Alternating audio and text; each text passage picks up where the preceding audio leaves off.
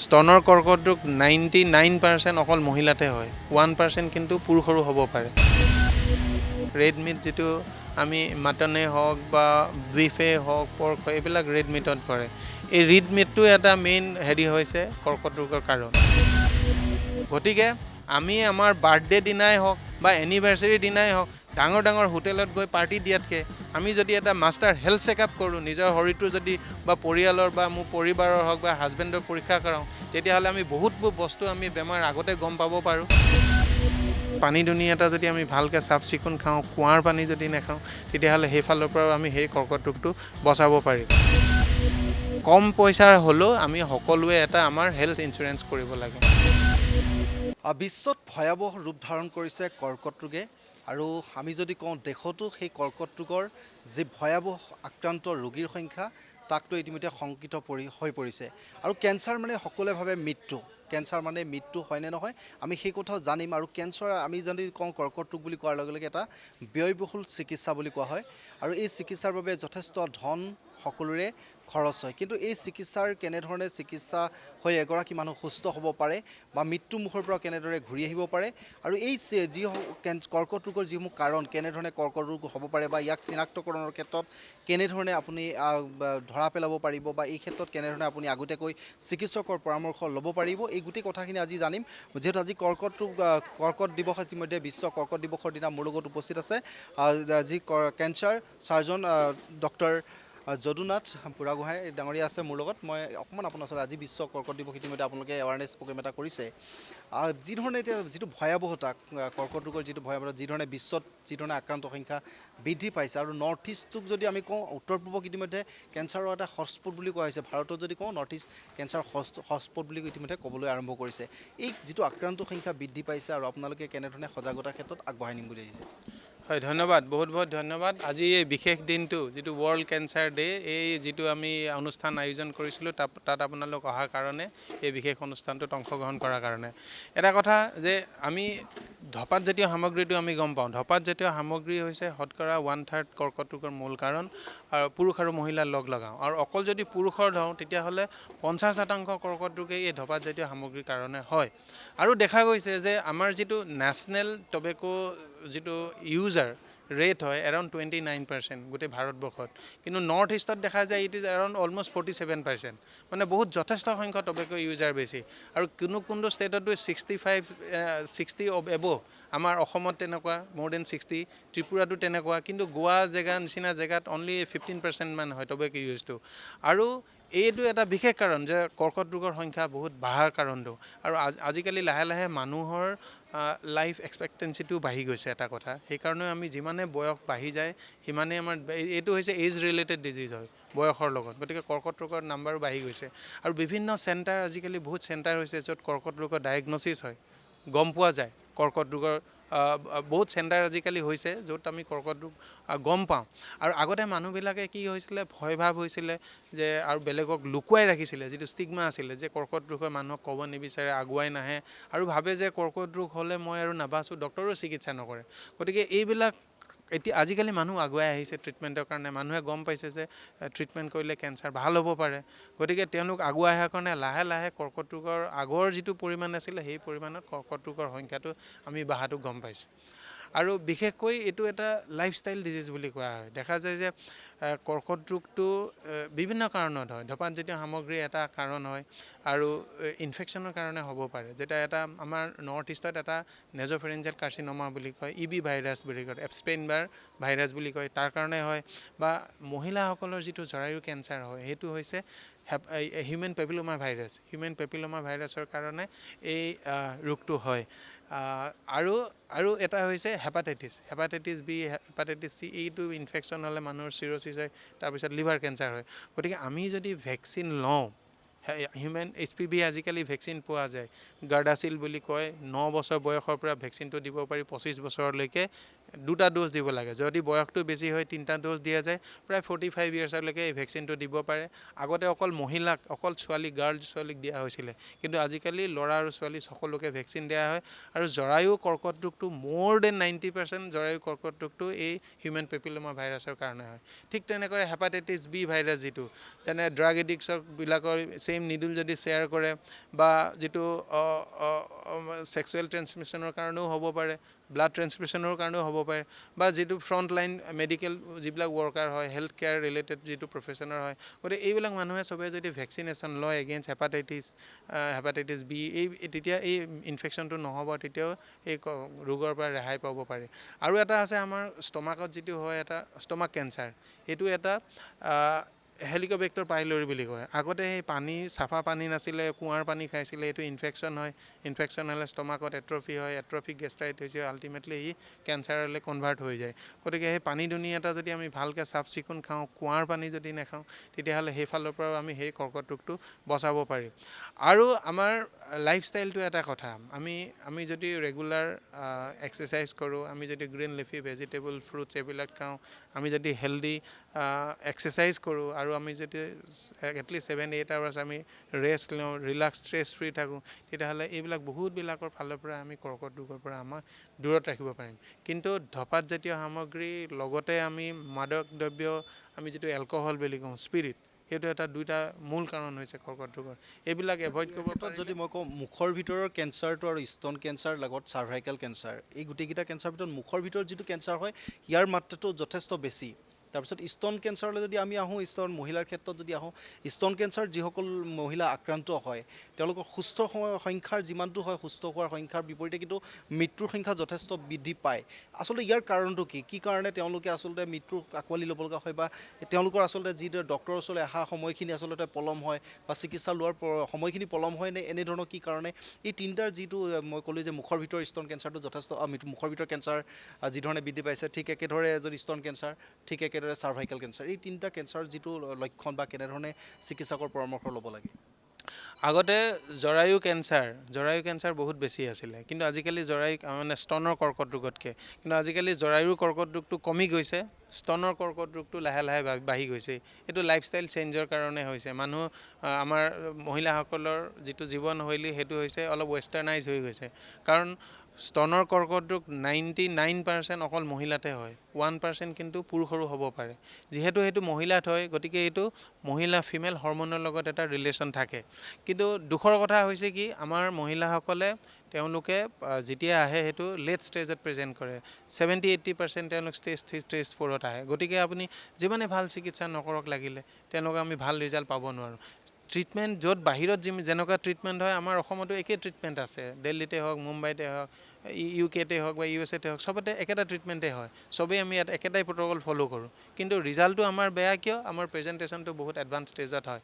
সেইকাৰণে আমাৰ এই কিয়'ৰ ৰেটটো আমাৰ বেয়া হয়। গতিকে মেইন কথাটো হৈছে কি, স্তনৰ কৰ্কট ৰোগটো সৰু এটা টেমুনা হয়। মহিলাগৰাকীয়ে বহুতে গম পায়, কিন্তু ই নিবিষায়। পেইনফুল হ'লে ডক্টৰক নেক্সট দিনা লাজ কাটি কৰি নেক্সট দিনাই আহিব। কিন্তু যিহেতু নিবিষায়, সেইকাৰণে লাহে লাহে তেওঁ লাজতেই হওক, বা ঘৰৰ বিভিন্ন কামত ব্যস্ততা হওক, বা নিজে ভাবে যে মই ভালকৈ খাই আছোঁ, মোৰ ভালকৈ টোপনি হৈছে, মোৰ পায়খানা ভালকৈ হৈছে, তেওঁলোকে ভাবে যে একো হোৱা নাই। সেইকাৰণে তেওঁলোকে ডক্টৰৰ ওচৰত নাহে। আৰু যেতিয়া আহে, তেতিয়া বিষ হয় বা বেলেগ জেগাত বিয়পি পৰে, তেতিয়াহে ডক্টৰৰ ওচৰত আহে। আৰু সেইটো সময়ত যদি ডক্টৰৰ ওচৰত আহে, তেতিয়াহ'লে ডেফিনেটলি এডভান্স ষ্টেজ হ'ব। যিমানেই আপুনি ভাল ট্ৰিটমেণ্ট নকৰক লাগিলে, আপুনি কমাব, বহুত মানে ভাল ৰিজাল্ট আনিব নোৱাৰে। জেনেটিক যিটো কেঞ্চাৰ বুলি কোৱা হয়, ককাকৰ আছিলে বা দেউতাকৰ আছিলে, তাৰপিছত খুৰাকৰ বা তেনেকুৱা ধৰণৰ যিটো জেনেটিক মানে কেঞ্চাৰ, এই কেঞ্চাৰ বংশগত যিটো কেঞ্চাৰ, এইটো আচলতে চিকিৎসা বিজ্ঞানে কেনেকৈ লয়, বা এইসকলে বহুতে ভাবি লয় যে মোৰ আজু ককাৰ আছিল, মোৰ দেউতা হৈছে, তাৰপিছত মোৰ হ'ব, আচলতে আমি এনেধৰণে কেঞ্চাৰতে মৰিম, এনেকুৱা ধৰণৰ বহুত মানসিকতাভাৱে আচলতে বহুত ভাগি পৰাও দেখা পোৱা যায়। এইটো যি জেনেটিক কেঞ্চাৰৰ ক্ষেত্ৰত চিকিৎসা বিজ্ঞানে কেনেধৰণে লৈছে? মানে বংশগত হয়, কিন্তু শতকৰা 5-10% কৰ্কট ৰোগহে বংশগত হয়, বাকীখিনি বংশগত নহয়। যেতিয়া স্তনৰ কৰ্কট ৰোগ যদি কাৰোবাৰ 50 বছৰ বয়সৰ কমত যদি ঘৰত কাৰোবাৰ কৰ্কট ৰোগ হৈছে, তেতিয়াহ'লে এটা ৰিস্ক ফেক্টৰ থাকিব পাৰে। কিন্তু বয়স যদি বোলে বহুত এজত বোলে কেঞ্চাৰ ডায়েগনচিছ হৈছে, তেতিয়াহ'লে সেইটো বংশগত নহয়। বা এটা পৰিয়ালতে যদি বহুতজন স্তনৰ কৰ্কট ৰোগ থাকে বা এগৰাকী মহিলাৰে দুইটা স্তনতে যদি কৰ্কট ৰোগ হৈছে বা একেটা পৰিয়ালতে স্তন আৰু অভেৰী দুইটাতে যদি কৰ্কট ৰোগ হৈছে বা মেল ব্ৰেষ্ট কেঞ্চাৰ হৈছে পুৰুষৰ, তেতিয়াহ'লে তেওঁলোকৰ হয়তো ঘৰত বংশগত কৰ্কট ৰোগ হ'ব পাৰে। কিন্তু এইটো বহুত কম, শতকৰা এই 5 to 10% হয়। আৰু এটা আছে কি BRCA1 BRCA2 বুলি এটা জিন আছে, সেইটো মিউটেশ্যন হ'লে আমি আগতীয়াকৈ গম পাওঁ। যদি পৰিয়ালত কাৰোবাৰ তেনেকুৱা ধৰণৰ কেইবাজনো কৰ্কট ৰোগ স্তনৰ থাকে, তেতিয়া আমি তেজত এটা পৰীক্ষা কৰোঁ BRCA1 BRCA2 বুলি, আৰু তাত মিউটেশ্যন আছে নেকি চাওঁ। আৰু সেই মিউটেশ্যন যদি থাকে তেতিয়া পৰিয়ালৰ বাকীকো টেষ্ট কৰা হয়, আৰু এনেকুৱা যদি থাকে তেতিয়াহ'লে তেওঁলোকৰ স্তনৰ কৰ্কট ৰোগৰ সম্ভাৱনা বহুত বাঢ়ি যায়। সেই লোকৰ পেচেণ্টে তেওঁলোকে নিজে আগতীয়াকৈ অপাৰেশ্যন কৰিব পাৰে, স্তনটো অপাৰেশ্যন কৰি উঠাব পাৰে বা অভেৰী উঠাব পাৰে। বিখ্যাত এই আমাৰ আৰ্টিষ্ট আছিলে নহয়, চেলিব্ৰিটি এঞ্জেলিনা জলি, তেখেতৰ BRCA1 BRCA2 পজিটিভ আছিলে। তেওঁ অপাৰেশ্যন কৰি কেঞ্চাৰ নোহোৱাকৈ তেওঁ স্তন দুটা উঠাই দিছিলে অপাৰেশ্যন কৰি, কাৰণ তেওঁ গম পাইছিলে BRCA পজিটিভ আছিলে, কেঞ্চাৰ হোৱাৰ চান্স বহুত আছিলে। গতিকে সেইটো এটা ডাঙৰ উদাহৰণ। গতিকে কিন্তু পাৰ্চেণ্টেজটো বহুত কম। কিন্তু আমি কি কৰোঁ, ঘৰত যদি ইণ্ডেক্স কেছ কোনোবা এজন যদি বংশগতভাৱে হৈছে, 30 বছৰত যদি কাৰোবাৰ ডায়েগনচিছ হৈছে, তেতিয়াহ'লে তেওঁলোকৰ আমি 10 বছৰ আগৰ পৰা তেওঁ পৰীক্ষা আৰম্ভ কৰি দিওঁ, 20 বছৰৰ পৰা। গতিকে ৰেগুলাৰলি তেওঁক আমি ব্ৰেষ্ট ছেল্ফ এক্সামিনেশ্যনটো শিকাওঁ বা ডাক্তৰে বছৰত পৰীক্ষা কৰিব লাগে বুলি শিকাওঁ। আৰু এটা আছে মেম'গ্ৰাফি। মেম'গ্ৰাফিটো হ'ল যেনে বুকুৰ আমি এক্সৰে কৰোঁ, তেনেকৈ স্তনৰ এক্সৰে কৰা যায়। স্তনৰ এক্সৰেটোক কয় মেম'গ্ৰাফি, আৰু 40 বছৰ ওপৰৰ মহিলাসকলক মেম'গ্ৰাফি কৰা যায়। মেম'গ্ৰাফি বছৰত এবাৰ বা 2 বছৰত এবাৰ মেম'গ্ৰাফি কৰা যায়। আৰু এই মেম'গ্ৰাফিটোৱে কেপাচিটি আছে যে পেচেণ্টে গম নাপায়, ডক্টৰেও গম নাপায় যে তাত ভিতৰত কেঞ্চাৰ থাকিব পাৰে, কিন্তু মেম'গ্ৰাফিয়ে কৈ দিব পাৰে যে ইয়াত হয়তো কেঞ্চাৰ আছে। বায়'পছিত যদি কনফাৰ্ম হয় তেনেকুৱা কেঞ্চাৰ, আৰু তেনেকুৱা কেঞ্চাৰ ট্ৰিটমেণ্ট কৰিলে 100জনৰ ভিতৰত 100জন মানুহ আমি কিয়ৰ কৰিব পাৰোঁ, মেম'গ্ৰাফিকেলি ডিটেক্টেড কেঞ্চাৰ। আৰু এটা যিহেতু ফাষ্টফুডৰ কথা আহি পৰে, যে ফাষ্টফুডৰ পৰাও যথেষ্ট মানে কেঞ্চাৰ ইতিমধ্যে আক্ৰান্ত হোৱাৰ সম্ভাৱনা থাকে। এই ফাষ্টফুডটো আচলতে সঁচাকৈ কেঞ্চাৰৰ এক মাৰাত্মক ৰোগলৈ পৰিণত হোৱাৰ সম্ভাৱনাটো আছে নেকি? নিশ্চয় আছে। ফাষ্ট ফুডটোত বহুত বিভিন্ন মিক্সাৰ কৰা থাকে কেঞ্চাৰৰ কাৰণ। আৰু এটা এইটো যিটো হয় কি প্ৰচেছড ফুড যিটো হয় বা ফাষ্ট ফুড হয়, এইটো হেভিলি কুকড কৰে মানে। চ' এইবিলাকত ডেফিনেটলি এটা ৰিস্ক থাকে ফাষ্ট ফুড। আৰু তাৰ ভিতৰত মেইনলি হৈছে ৰেড মিট বুলি কয়। ৰেড মিট যিটো আমি মাটনে হওক বা বিফে হওক, পৰ্ক হয়, এইবিলাক ৰেড মিটত পৰে। এই ৰেড মিটটো এটা মেইন হৈছে কৰ্কট ৰোগৰ কাৰণ। কিন্তু আমি যদি শাক পাচলি থকা খাদ্য খাওঁ, য'ত আঁহজাতীয় খাদ্য থাকে, মানে কি হয়, পায়খানা যিটো মানুহৰ হয় সেইটো বেয়া বস্তু, পেটৰ ভিতৰত বেছি সময় থাকিব নালাগে। সেইকাৰণে ৰেগুলাৰ পায়খানা হেবিট হ'লে ভাল। কিছুমানৰ আকৌ 2 দিন 3 দিনৰ মূৰত হয়, সেইটো ভাল নহয়। গতিকে আমি যদি আঁহজাতীয় শাক পাচলি খাওঁ, কল পচলাই হওক, কল দিলেই হওক, শাক পাচলিয়েই হওক, তেতিয়া আমাৰ ষ্টুলৰ বাল্কটো ফৰ্মেশ্যন হয়, ষ্টুল বাল্কটো ফৰ্মেশ্যন হয়, আৰু তেতিয়া আমাৰ পায়খানাটো ৰেগুলাৰ হয়। সেইটো বেয়া বস্তু ওলাই গুচি যায়, গতিকে তেতিয়া কেঞ্চাৰৰ ৰিস্কটো আমাৰ কমি যায়। কিন্তু এই হেভিলি কুক যিটো হয়, এই হেভিলি প্ৰচেছ মিটবিলাক হয়, তাত মানে কেঞ্চাৰৰ লক্ষণটো কেঞ্চাৰ হোৱাৰ চান্সটো বহুত থাকে। মানে স্মুথ ফুড যিটো লক্ষণকেইটা কৈ দিয়কচোন, কেনেকৈ ধৰণৰ কেঞ্চাৰ মানে লক্ষণবোৰ বা কেনেধৰণে তেওঁলোকে গম পাব যে মোৰ কেঞ্চাৰ হৈছে, বা এই ক্ষেত্ৰত ডক্তৰ চিকিৎসকৰ পৰামৰ্শ ল'ব লাগে, এই কথাখিনি কেনেধৰণে গম পাব এগৰাকী ৰোগী? মেইনলি মানে আমি 7টা লক্ষণ বুলি কওঁ, যিকেইটা লক্ষণৰ কাৰণে মানুহৰ ধৰি লওক আমি আগতীয়াকৈ গম পাব পাৰোঁ কৰ্কট ৰোগ হ'ব পাৰে বুলি। 1 মিনিট। প্ৰথম কথা হৈছে আমি কওঁ যে শৰীৰত যদি কোনো অংশত টেমুনা আছে, এই টেমুনাটো যদি বহুত বছৰৰ পৰা আছে তেতিয়াহ'লে ভয় কৰিবলগা নাই। কিন্তু হঠাৎ যদি টেমুনাটো ডাঙৰ হৈ গৈছে বা বিষ অনুভৱ হৈছে, তেতিয়াহ'লে তাত কৰ্কট ৰোগ হ'ব পাৰে। বা লাষ্ট 4-5 মান্থছৰ পৰা এটা স্তনত বোলে টেমুনা আছে, সেইটোত হয়তো কৰ্কট ৰোগ হ'ব পাৰে। কিন্তু প্ৰত্যেক স্তনত থকা প্ৰত্যেকটো টেমুনাই কৰ্কট ৰোগ নহয়। 10টা যদি টেমুনা থাকে, তাৰ ভিতৰত হয়তো 2-3টা কৰ্কট ৰোগ হ'ব পাৰে, বাকী 6-7টা সেইটো কৰ্কট ৰোগ নহয়। কিন্তু মনত এনেকুৱা ভাৱ হ'ব নালাগে যে মোৰ কেঞ্চাৰ নাই হোৱা। আহিব লাগে, ডক্তৰৰ পৰামৰ্শ কৰিব লাগে, তাৰ পৰীক্ষা কৰি বায়'পছি দৰকাৰ হ'লে বায়'পছি কৰিব লাগে। যেতিয়ালৈকে বায়'পছিয়ে কনফাৰ্ম নকৰে যে কেঞ্চাৰ নাই, তেতিয়ালৈকে আমি বহি থাকিব নালাগে। আৰু এটা হ'ল শৰীৰত কোনো অংশ নন হিলিং আলচাৰ বুলি কয়। আমাৰ ঘাঁ হ'লে কি হয়, এইটো কিবা কাটিলে আমাৰ 2-3 সপ্তাহৰ ভিতৰত ঘাঁটো শুকাই যায়। কিন্তু কিছুমান ঘাঁ নুশুকায়, সি ভৰিতেই হওক, হাততেই হওক, মুখমণ্ডলতেই হওক। গতিকে এইবোৰ নন হিলিং আলচাৰ যদি বোলে 2-3 মাহ হ'ল ঘাঁটো শুকোৱা নাই, তেতিয়াহ'লে সেইটো কেঞ্চাৰ হ'ব পাৰে। মুখৰ ভিতৰত বগা বগা পেটছ হয়, যিটো লিক'প্লেকিয়া কয়, সেইটো ঘঁহি দিলেও আঁতৰি নাযায়। বা কেতিয়াবা মুখৰ ভিতৰত ৰঙা ৰঙা পেটছ হয়, সেইটো ইৰাথ্ৰপ্লেকিয়া বুলি কয়। চ' এইবিলাক হৈছে আমাৰ কৰ্কট ৰোগ তাত হ'ব পাৰে ভৱিষ্যতে। কিন্তু ঘাঁবিলাক আমি পৰীক্ষা কৰিব লাগে। আমি ডেইলি সদায় ব্ৰাছ কৰোঁ। ব্ৰাছ কৰোঁতে যেতিয়া আমি মাহত এটলিষ্ট আমাৰ মুখখন খুলি জিভাটোৱে মুখত ইফালে সিফালে মিউকছাত কিবা ঘাঁ আছে নেকি আমি মাহত এবাৰ হ'লেও আমি লক্ষ্য কৰিব লাগে। তাৰপিছত হ'ল আমি খাওঁতে যেতিয়া গিলাত অসুবিধা হয়, কেতিয়াবা আমি প্ৰথমতে গোটা বস্তু গিলোতে অসুবিধা হয়, তাৰপিছত জুলীয়া বস্তু গিলোতে অসুবিধা হয়। এইবিলাক যদি গিলোতে অসুবিধা হয় তেতিয়াহ'লে খাদ্যনলীত আমাৰ অসুখ হ'ব পাৰে। বা বাবেল হাবিত মই যিটো ক'লোঁ, যিটো পায়খানা আমাৰ কনষ্টিপেটেড হয়, যেনিবা বোলে আমাৰ 3-4 দিনত বা 5-6 দিনৰ মূৰতহে পায়খানা হৈছে, বা দিনতে 5-6 বাৰ পায়খানা হৈছে, তেতিয়াহ'লে ৰিচেণ্ট অনচেট যিটো অল্টাৰ্ড বাৱেল হেবিট বুলি কয়, তেতিয়াহ'লে তাৰ কৰ্কট ৰোগৰ লক্ষণ হ'ব পাৰে। আৰু unusual blood loss from natural orifice বুলি কয়। যদি পায়খানাৰ লগত ব্লাড আহে বা পেচাবৰ লগত যদি ব্লাড আহে বা মাহেকীয়াৰ মাজত যদি ব্লাড লছ হয় বা পষ্ট কইটেল যদি ব্লিডিং হয়, তেতিয়াহ'লে এইবিলাক বিভিন্ন কাৰণত আমি কৰ্কট ৰোগৰ লক্ষণ হ'ব পাৰে। আৰু মই ক'লোঁ কাহতো খেকাৰতো যদি তেজ ওলায়, ব্লাড ওলায়, তেতিয়াহ'লে সিও এটা লাং কেঞ্চাৰৰ কাৰণ হ'ব পাৰে। বা আমি আনএক্সপ্লেইন ৱেইট লছ হৈছে, কোনোবাই এক্সাৰচাইজ কৰিছে বা কোনোবাই নাখায় ওজন কমাইছে, তাৰপিছত যদি তেওঁ বোলে ওজন কমিছে, তেতিয়াহ'লে সেইটো বেলেগ কথা। কিন্তু গম নোপোৱাকৈ যদি অভাৰ লাষ্ট 4-5 মান্থছ বডিৰ 10% ৱেইট বোলে কমি গৈছে, তেতিয়াহ'লে ভিতৰত কৰ্কট ৰোগৰ লক্ষণ হ'ব পাৰে। কেতিয়াবা কি হয়, আমাৰ ষ্টমাকত বোলে গেষ্ট্ৰিক প্ৰব্লেম হৈছে, সেইটো মেডিচিন খালে ভাল হৈ যায়। কিন্তু ষ্টমাকত যদি কেঞ্চাৰ হয়, যে পেইন হয়, সেই পেইন নকমে, বাঢ়ি গৈ থাকে। গতিকে আৰু এটা হ'ল এই মাহবিলাক যে থাকে, তিলবিলাক থাকে, সেই তিলবিলাকত আমাৰ যদি কেতিয়াবা খজুৱতি আৰম্ভ হয় বা সি ডাঙৰ হয় বা লাহে লাহে ঘাঁ আৰম্ভ হয়, ব্লিডিং হয়, এইবিলাকো আমাৰ হৈলে কৰ্কট ৰোগৰ লক্ষণ হ'ব পাৰে। চ' থুলমূলকৈ হৈছে এইকেইটা কাৰণ যদি আমি শৰীৰত দেখা পাওঁ, তেতিয়াহ'লে ইমিডিয়েটলি আমি ওচৰৰ ডক্তৰক পৰামৰ্শ ল'ব লাগে। আৰু ডক্তৰে সেইমতে পৰীক্ষা কৰি চাই তেওঁ চিমটম অনুযায়ী তেতিয়াহ'লে তেওঁলোকে এইটো কেঞ্চাৰ ডায়েগনচিছ কৰিব পাৰে। আমাৰ ৰাইজৰ এটা ডাঙৰ ভুল কি হয়, তেওঁলোকে আহে, ঘাঁ আহে বা টেমুনা আহে, কয় যে মোক ট্ৰিটমেণ্ট আৰম্ভ কৰি দিয়ক বায়পচি নকৰাকৈ। তেওঁ কয় আমুকক বায়পচি হ'ল, তেওঁ দেখা পালোঁ যে বেমাৰটো স্প্ৰেড হৈ গৈছে বায়পচি কৰাৰ পিছত। কিন্তু সেইটো নহয়, যোনে চাইণ্টিফিকেলি কৰা বায়পচিত কেঞ্চাৰ স্প্ৰেড নকৰে। বৰঞ্চ কেঞ্চাৰটো আমি সোনকালে গম পাওঁ, আৰু সেই সোনকালে গম পালে ট্ৰিটমেণ্ট সোনকাল হ'ব। বায়পচি নকৰোঁতে এইখন হস্পিটেল বা ইজন হস্পিটেল ডক্টৰৰ ওচৰৰ পৰা সিজন ডক্টৰে যাব, ইটো ষ্টেটৰ পৰা ইটোত যাব, আল্টিমেটলি 1-2 মাহ এনেই দেৰি হৈ যায়।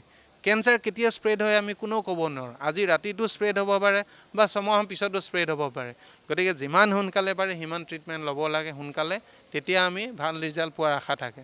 আৰু এটা কথা কওঁ, কেম'থেৰাপি ৰিলেটেড মানুহে বিৰাট ভয় কৰে যে কেম'থেৰাপি ল'লে আমুক হ'ব পাৰে, মই আমুকক কেম'থেৰাপি লোৱা দেখিলোঁ মানুহটো বেয়া হৈ গ'ল।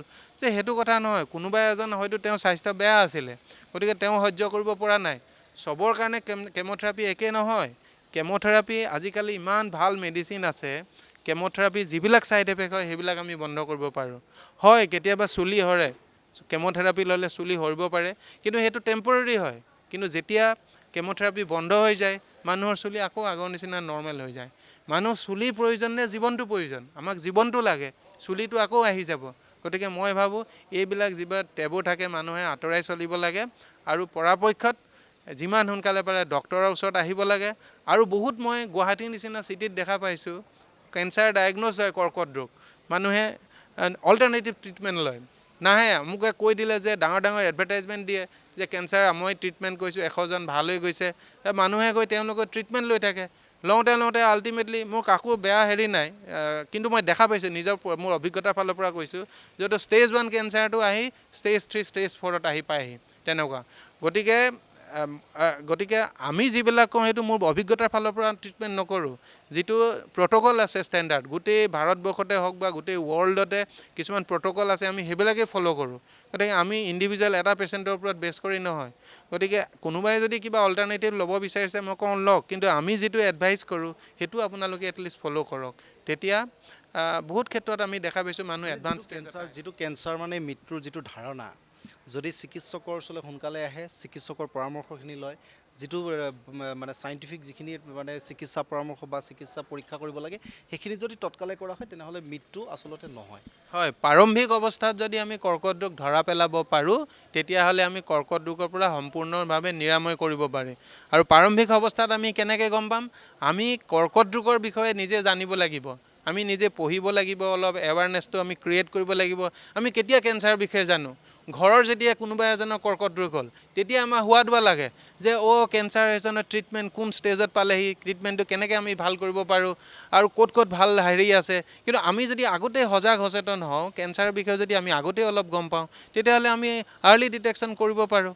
আৰু মই ভাবোঁ আজিকালি যিমান লাগে যিমান পাৰি 40 ইয়াৰ্ছ প্লাছ হোৱাৰ লগে লগে আমি মাষ্টাৰ হেল্থ চেকআপ এটা কৰিব লাগে। আমি এবডমেনৰ আল্ট্ৰাচাউণ্ডেই হওক, চেষ্ট এক্সৰে হওক, চুগাৰেই হওক, কলেষ্ট্ৰলেই হওক, গতিকে আমি এণ্ডস্কপিয়ে হওক, এইবিলাক কৰিলে আমি আগতীয়াকৈ গম পাম। বহুত দেখা গৈছে যে আমি মাষ্টাৰ হেল্থ চেকআপ কৰি আগতীয়াকৈ কৰ্কট, বহুতৰ কিডনিত একদম সৰু টিউমাৰ গম পাই যায় মাষ্টাৰ হেল্থ চেকআপত। কিন্তু কৰ্কট ৰোগে অসুবিধা নকৰে, পেট ইমান ডাঙৰ, গল ব্লাডাৰ টিউমাৰ হ'লে মানুহে গমেই নাপায়, পেনক্ৰিয়াছ টেইল বা বডিত টিউমাৰ হ'লে গমেই নাপায়। বহুত মানুহ আছে এনেকুৱা কোটি কোটি টকা আছে কিন্তু তেওঁলোকে সাধাৰণ এটা হেল্থ চেকআপ নকৰি পেলাই থাকোঁতে কেঞ্চাৰ হৈ গ'ল, স্প্ৰেড হৈ গ'ল, তাৰপিছত তেওঁ গোটেই যি ধন সম্পত্তি সেইবিলাক চব অসাৰ হৈ গ'ল। গতিকে আমি আমাৰ বাৰ্থডে দিনাই হওক বা এনিভাৰ্চাৰী দিনাই হওক ডাঙৰ ডাঙৰ হোটেলত গৈ পাৰ্টি দিয়াতকৈ আমি যদি এটা মাষ্টাৰ হেল্থ চেকআপ কৰোঁ, নিজৰ শৰীৰটো যদি বা পৰিয়ালৰ বা মোৰ পৰিবাৰৰ হওক বা হাজবেণ্ডৰ পৰীক্ষা কৰাওঁ, তেতিয়াহ'লে আমি বহুতবোৰ বস্তু আমি বেমাৰ আগতে গম পাব পাৰোঁ। তেতিয়াহ'লে আমি ভাবিছোঁ যে আমি বহুত ক্ষেত্ৰত আমি এডভান্স হৈ নিৰাময় হ'ব পাৰে। আৰু কম পইচাৰ হ'লেও আমি সকলোৱে এটা আমাৰ হেল্থ ইঞ্চুৰেঞ্চ কৰিব লাগে। 5,000 হওক 10,000 হওক, আমাক চৰকাৰে বহুত সুবিধা দিছে কিন্তু আমি সেইখিনি গৈ পাওঁতে আমাৰ সময় লাগে। গতিকে সেইখিনি পোৱাৰ আগতে আমাৰ হাতত যদি বোলে 5 লাখ 10 লাখ টকাৰ এটা যদি ইঞ্চুৰেঞ্চ থাকে তেতিয়াহ'লে আমি বিভিন্ন ক্ষেত্ৰত আমি ট্ৰিটমেণ্টটো আমাৰ লগত সুবিধা হয়। বেছি পইচা নাযায়, 10,000 15,000, বাৰ্থডে বা ভাল ড্ৰেছ এযোৰ কিনিলে আজিকালি তাতকৈ বেছি খৰচা হয়। গতিকে যিমান পাৰে মই ভাবোঁ যে হেল্থ ইঞ্চুৰেঞ্চ হ'ব লাগে, মাষ্টাৰ হেল্থ চেকআপ কৰিব লাগে, কেঞ্চাৰৰ বিষয়ে আগতীয়াকৈ জানিব লাগে। আৰু যিখিনি আমি আজি আলোচনা কৰিছোঁ সেইখিনি যিমান পাৰোঁ সিমান মানুহক আমি ক'লে আমি ভাবিছোঁ যেন এখন আমাৰ সুস্থ সমাজ হ'ব, আমি এখন কেঞ্চাৰ ফ্ৰী আমি আমাৰ ছ'চাইটি পাব পাৰিম। ধন্যবাদ থাকিলে আপোনালৈ। এই মুহূৰ্তত আমি কৈছোঁ যে কৰ্কট ৰোগ মানে আচলতে মৃত্যু নহয়, আৰু ইয়াৰ যদি সোনকালে আপুনি তৎকালেভাৱে আপুনি ইয়াৰ পৰীক্ষা নিৰীক্ষা কৰি আপুনি চিকিৎসা পৰামৰ্শ ল'ব পাৰে তেনেহ'লে আপুনি সুস্থ হৈ উঠিব পাৰে। যিকোনো খবৰৰ বাবে যোগাযোগ কৰক 7099017330 লগতে 7099017110 নম্বৰত।